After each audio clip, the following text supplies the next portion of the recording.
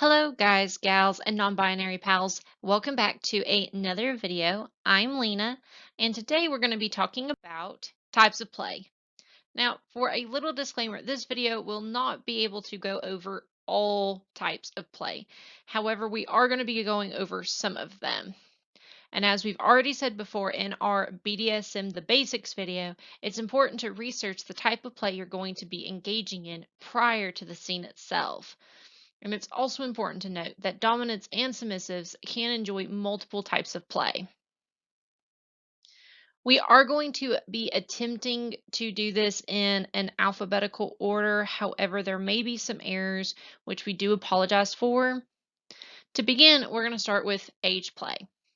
Age play is a type of play in which you act either older or younger than your actual age. Oftentimes, this goes along with DDLG and its variants. This also includes potentially the dominant acting older or even younger. Anal play is play that revolves around playing and or penetrating the anus. Due to certain rules and regulations that are set on this platform, I can't go into more specific details. However, please feel free to do your own research about it. Bondage refers to restriction of movement via an implement of some sort. The most common of these implements are rope or cuffs. Chastity play involves the banning and or preventing of stimulation and or orgasm. This is for male or female submissives and typically includes some form of locking device which prevents the submissive from being able to touch.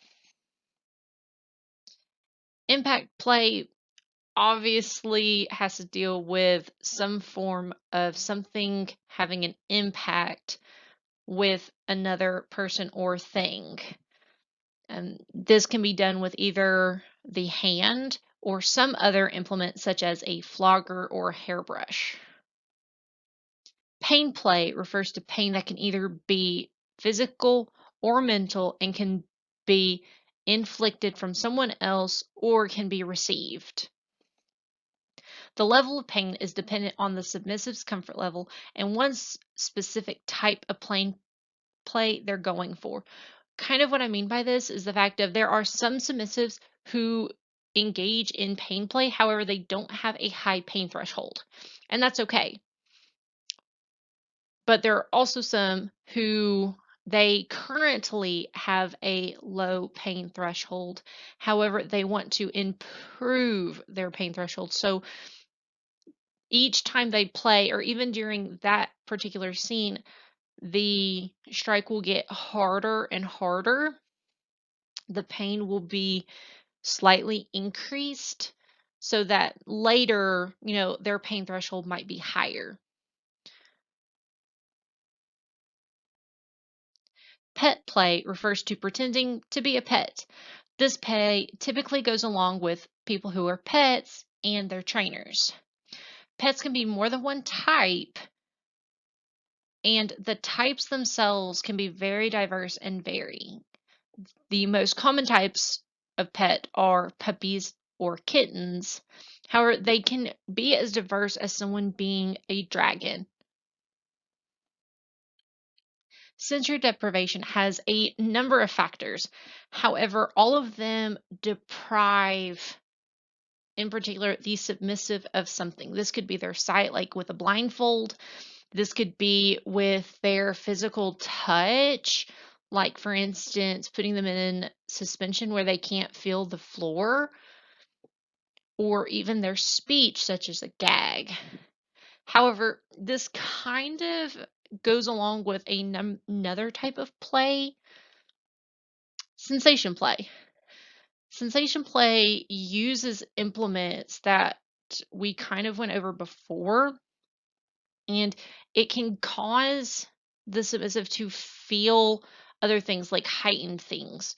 So for instance, one of the most common forms of this is having your submissive be blindfold and then touching the submissive with different implements. This could be like with temperature, whether it be a cube of ice, or maybe hot wax. This could be the sensation of rope versus maybe some silk going across their body, or even impact implements like we talked about earlier with impact play.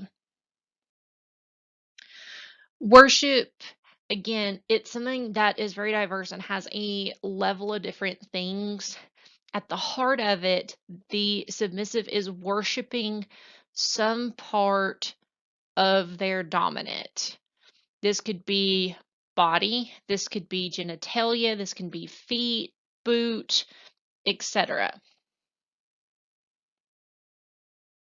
Now, it is very important to note that with all of these types of play, aftercare is a must. The severity or depth of aftercare depends not only on you and your partner or partners, but also on what type of play was done. So, for instance, if you did a light impact scene, like there's no visible bruises, but there's, maybe some reddening, you can apply lotion, have a nice soothing bath, and cuddle up with your partner. Or if you did a more quote unquote severe scene and say there is some breakage in the skin, there's deep bruising, you can tend to those wounds, do lotion, maybe a massage if they were put in a position for a really long time. Again, it's all dependent on what you and your partner needs, as well as what type of play was done. And that is all we have for today. We hope you enjoyed this video. If you did, please, please, please hit that like button.